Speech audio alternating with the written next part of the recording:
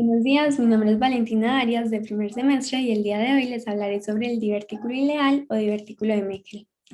Bueno, antes de empezar a hablarles sobre el divertículo, quiero darles como una breve explicación.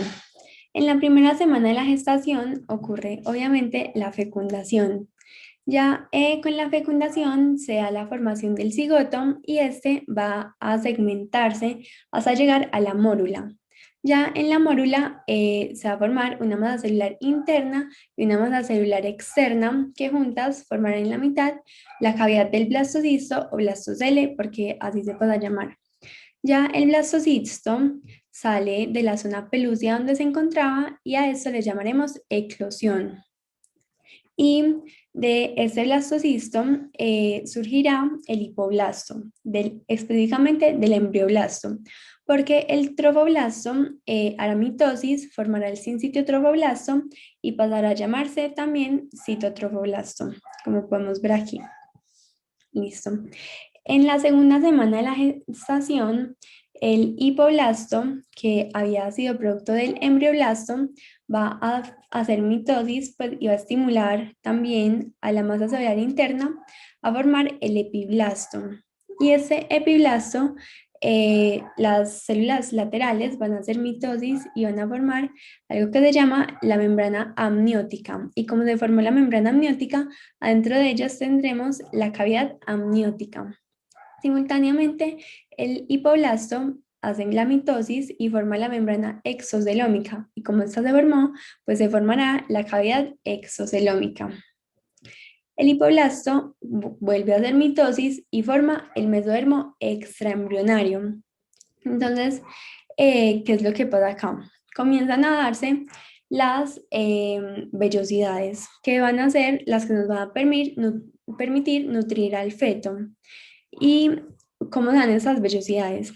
El citotrofoblasto se va a hacer mitosis y rodeado del citotrofoblasto, pues nos las va a dar y también se forman las lagunas, que son como cavidades donde habrá sangre que luego nos permitirá nutrir bien al embrión. Y ya en el endometrio aparece la reacción decidual, que son unos cambios vasculares y celulares que, como dijimos antes, nos permitirá nutrir al embrión. Como consecuencia de esto, va a haber una apoptosis. ¿Cómo así? Van a morir unas células acá y nos van a formar a la cavidad coriónica. ¿Cómo se llama cavidad coriónica? Ya este blastocisto pasará a llamarse saco coriónico.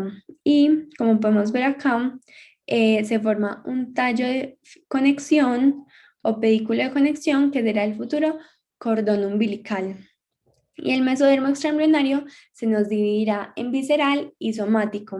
El somático es el que estará relacionado con el citotrofoblasto y con el sincitiotrofoblasto aquí afuera, y el visceral es el que se quedará adentro. Y como se vuelve más chiquito el saco vitelino, pues que es lo mismo que cavidad, que cavidad exocelómica, se puede llamar saco vitelino secundario.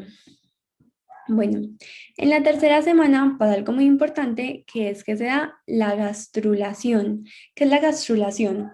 Acuérdense que arriba teníamos al epiblasto. Entonces el hipoblasto va a estimular a este epiblasto para que las células migren hacia la mitad. Y cuando esto pasa, el hipoblasto desaparece. Las células que se fueron a la mitad van a formar la llamada línea primitiva y por la zona craneal, pues no tan caudal, sino más craneal, va a aparecer un nódulo con una fosita adentro que se llama la fosita primitiva. Luego va a haber más invaginación de células, entonces las que van a reemplazar al hipoblasto se pasan a llamar endodermo. Las que quedan entre el epiblasto y el endodermo se llaman meso, porque significan la mitad, dermo, y el epiblasto pasa a llamarse ectodermo. Van a haber dos conexiones entre el ectodermo y el endodermo, que van a ser la membrana bucofaringea y la membrana cloacal, que nos darán luego la parte de la boca y la parte del ano. Ya después de la gastrulación se formará la alantoides ¿Y por qué es importante la alantoides? Porque ella es la que nos ayudará a formar luego la vejiga y vean que surge aquí en la parte más caudal, como conectada a este cordón umbilical y nos permitirá explicar el porqué del divertículo ileal. ¿Por qué van a ser tan importantes esas tres capas germinales?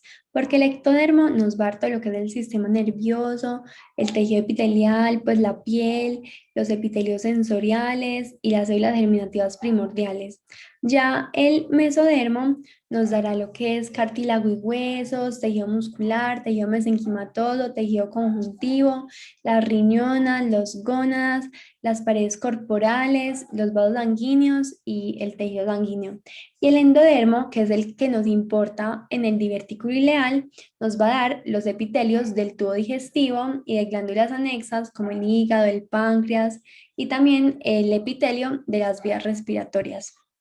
Bueno, entonces aquí se va a dar un plegamiento longitudinal y transversal, pues ambos plegamientos son simultáneos. Entonces, el primero hablaremos del endodermo. ¿Qué es lo que pasa aquí? El epitelio del tubo digestivo se formará por una incorporación de la porción dorsal del saco vitelino en el embrión. Entonces, vean cómo se va doblando. Acuérdense que aquí teníamos el saco vitelino. Y a medida que se hace este plegamiento, se formará el llamado conducto onfalomesentérico o tallo del saco vitelino. Y simultáneo a eso, como dijimos, se hará el proceso de plegamiento transverso, que el embrión se pega, pero hacia el otro lado. Y aquí, como nos dice la imagen, observe que se fusionan los extremos ventrales del ectodermo y se forma un embrión cilíndrico. Entonces, como logran ver, hay una parte del saco vitelino que se va, pues hay una parte que vamos a remover y que junto con el conducto onfalomesentérico irán desapareciendo paulatinamente. Entonces, ¿cuál es el problema del divertículo ileal? ¿Por qué se da el divertículo ileal? Acordémonos que ellos iban a desaparecer, tanto el saco vitelino como el conducto onfalomesentérico, pero cuando la conexión entre el intestino y el cordón no se cierra, se forma este divertículo en el intestino delgado y luego tendremos pacientes con dolores al excretar, con sangre, con vómito y muchas cosas más. Y bueno, espero que hayan entendido mucho. Muchas gracias.